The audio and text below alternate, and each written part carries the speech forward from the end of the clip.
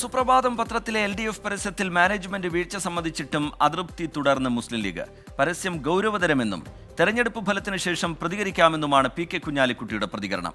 പത്രപരസ്യത്തിൽ യാതൊരു അപാകതയും ഇല്ല എന്ന നിലപാടിലാണ് CPIM.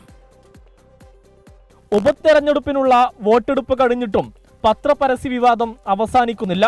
പരസ്യം പ്രസിദ്ധീകരിച്ചതിൽ സുപ്രഭാതം മാനേജ്മെന്റ് വീഴ്ച സമ്മതിക്കുകയും നടപടി ഉണ്ടാകുമെന്ന് ഉറപ്പു നൽകുകയും ചെയ്തിരുന്നു. എന്നാൽ എന്നിട്ടും മുസ്ലിം ലീഗിന് അതൃപ്തി തുടരുകയാണ്. പരസ്യം BJPയെ സഹായിക്കുന്നതാണെന്നും ഗൗരവതരമെന്നും ആവർത്തിക്കുകയാണ് നേതാക്കൾ. ആ പരസ്യം എന്ന് പറയുന്നത് ചെറിയൊരു കാര്യമല്ല. BJPയെ ജയിപ്പിക്കാനാണ് നോക്കിയത്. അതൊരു വസ്തുതയാണ്.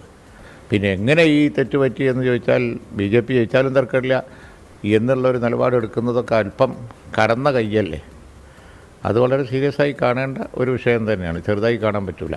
സുപ്രഭാതം വൈസ് ചെയർമാൻ സൈനുൽ ആബിദിന് പിന്നാലെ ഗൾഫ് സുപ്രഭാതം വൈസ് ചെയർമാൻ KP മുഹമ്മദും പരസ്യ പ്രതികരണം നടത്തി. വിവാദ പരസ്യത്തിന്റെ ഉള്ളടക്കം ആർക്കും യോജിക്കാനും അംഗീകരിക്കാനും കഴിയാത്തതെന്നാണ് ഫേസ്ബുക്കിലെ പ്രതികരണം. പരസ്യം നൽകിയതിൽ നിയമവിരുദ്ധമായി ഇല്ലെന്ന നിലപാടിലാണ് CPIM. പൊതുവെ പത്രങ്ങൾക്ക് പരസ്യം കൊടുക്കുക എന്നുള്ളൊരു നിലപാട് സാധാരണ തെരഞ്ഞെടുപ്പിൽ സ്വീകരിക്കാറുണ്ട്.